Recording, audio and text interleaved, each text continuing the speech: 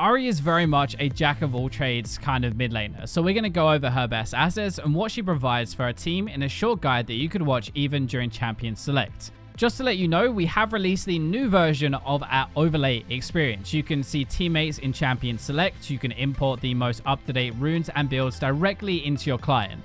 See the enemy team in loading screens, but our in-game overlay shows you power spike notifications so you can't ever fail to see if the enemy buys a big item, and even gold leads. There is a lot more to our live companion, and you can check it all out in the link down in the description.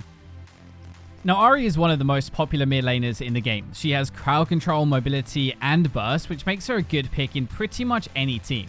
You are going to be a bit reliant on your ultimate though, and because you're so good at a lot of different things, you're not going to be excellent at anything. Electrocute is a really good keystone for Ahri, giving her a bit of an extra edge to her burst and improving her trading in lane as well, but Ultimate Hunter is key to her effectiveness, and the rest of the runes kind of pad out for sustain and lane control. For skill order, you want to max your Q first as it's your main damage ability, then your W, and finally your E third as it's used for crowd control.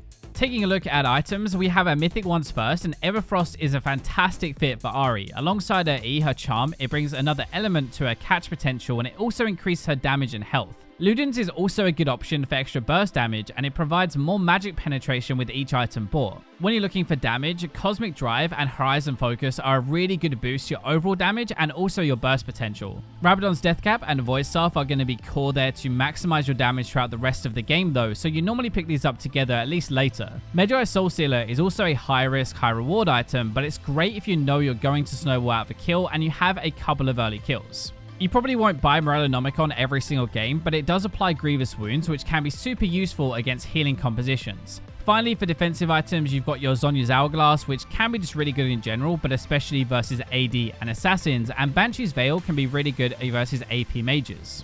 So against easier lanes, you want to abuse your range advantage. You're looking to bully with Electrocute and look for a combo when they step out of line, but also try to get your poke around farm with your Q at the same time. Try to time your all-in upon gaining your ultimate, because this gives you that mobility and more damage that you probably need for the kill.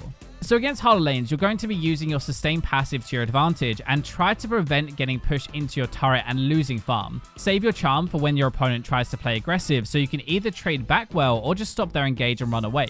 Ahri synergizes really well though with any strong skirmishing champions, especially those with high follow-up damage and disengage. So either champions that set you up for your charm and kind of lock them in place so you can't miss it, or it's going to be champions that back you up once your abilities are on cooldown and kind of finish the kill.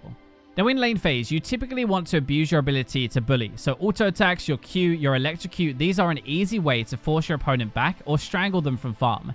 After bullying your opponent down though, once they are out of potions, you can look to all in. If you land a charm, the rest of your abilities will deal bonus damage, so this is a really good opportunity to kill your lane opponent and get a lead.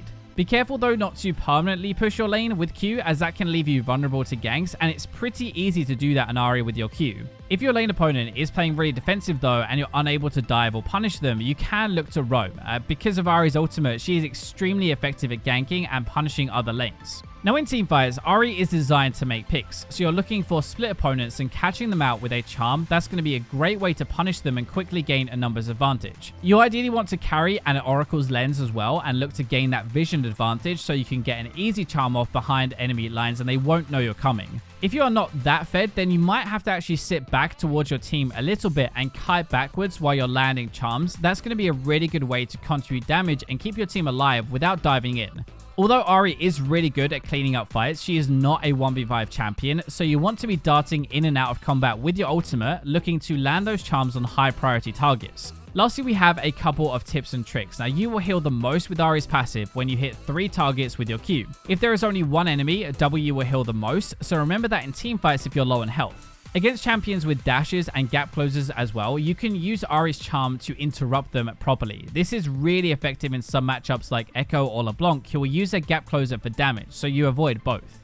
Most of you will know that Ahri's Q deals true damage on the return of the orb, so you really need to make sure that hits, and an easy way to do that is using your ultimate charges or your flash to reposition yourself, ensuring that the return path intercepts your enemy. That is going to wrap up a short guide to Ahri. Good luck on the Rift.